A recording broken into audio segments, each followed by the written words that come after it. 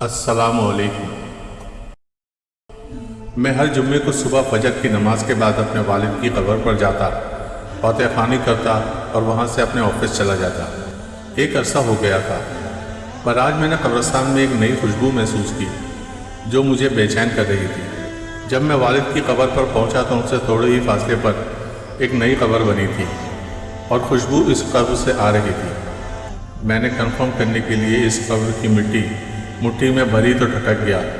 قبر کی مٹی ٹھنڈی تھی جیسے نم ہو، جبکہ مٹی بالکل خشک تھی اور کمال حد تک ٹھنڈی تھی۔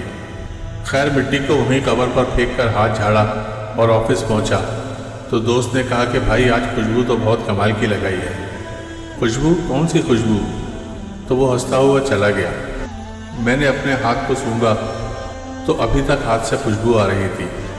گھر واپس آ کر ہاتھ دھویا لیکن خوشبو اب بھی آ رہی تھی۔ اگلے دن چھٹی تھی، میں پھر بھی قبرستان چلا گیا۔ والد صاحب کی قبر کے بعد اس قبر پر بھی فاتحہ خوانی کی کہ کس کی قبر ہے جس کی مٹی اتنی ٹھنڈی اور خوشبودار ہے۔ ایسا کون سا عمل ہے جس کا اتنا بڑا انعام پا لیا؟ گورکن سے پوچھا تو اس نے بتایا کہ یہ کسی خاتون کی قبر ہے۔ حیرت اور بڑھ گئی کہ کسی خاتون کو یہ مقام کس طرح ملا۔ اگلے دن میں پھر قبرستان گیا تو دیکھا اس قبر پر ایک بالغ آدمی قرآن خوانی کر رہا ہے۔ میں والد صاحب کی قبر پر فاتحہ خوانی کرنے لگا۔ تھوڑی دیر بعد وہ صاحب واپس جانے لگے تو میں بھی ان کے ساتھ ہو گیا۔ جیسے ہی گیٹ پر پہنچے میں نے ان کو روک لیا۔ 1 منٹ پلیز۔ جی فرمائیں، وہ بولے۔ سر میں معذرت چاہتا ہوں، آپ کو تکلیف دی۔ سر میں آپ سے ایک بات پوچھنا چاہتا ہوں۔ وہ بولے، پوچھو، کیا پوچھنا چاہتے ہو؟ میں دراصل یہ جاننا چاہتا تھا کہ یہ کس کی قبر ہے جہاں آپ قرآن خوانی کر رہے تھے۔ اگر آپ کو مناسب لگے تو بتا دیں۔ اس نے کہا، یہ آپ کیوں پوچھ رہے ہیں؟ دراصل اس قبر سے آنے والی خوشبو نے مجھے بے چین کر دیا ہے۔ ایسی خوشبو میں نے آج تک محسوس نہیں کی۔ مجھے یہ دنیاوی خوشبو نہیں لگتی۔ مجھے یہ جاننا ہے کہ ایسا کون سا عمل ہے کہ یہ مقام ملا۔ اس شخص نے کہا، اس نے اللہ کو راضی ہی ایسے کیا ہے۔ اس کی قبر ٹھنڈی اور خوشبودار کیوں نہ ہو؟ پھر انہوں نے بتایا کہ یہ ان کی زوجہ کی قبر ہے۔ 30 سال ہماری رفاقت رہی۔ میں 4 بہنوں کا اکلوتا بھائی ہوں۔ میری ماں اور بہنوں کو میری شادی کا بہت شوق تھا۔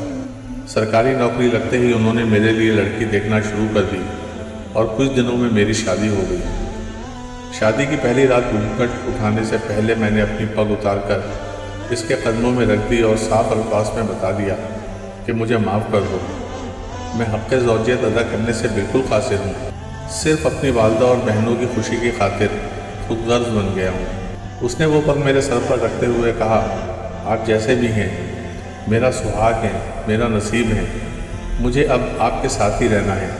اس کے بعد اس اللہ کی بندی نے میرے ساتھ 30 سال گزارے، میرے گھر والوں کے طعنے سہے، ہر بات برداشت کی، میرا پردہ رکھا۔ اللہ پاک کیسے اس کی قبر کو ٹھنڈا اور خوشبودار نہ کرے جس نے اتنی پاکباز زندگی گزاری ہو۔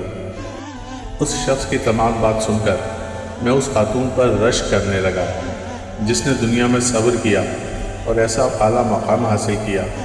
میں آج بھی جب قبرستان جاتا ہوں تو اس قبر پر بھی فاتحہ خوانی لازمی کرتا ہوں۔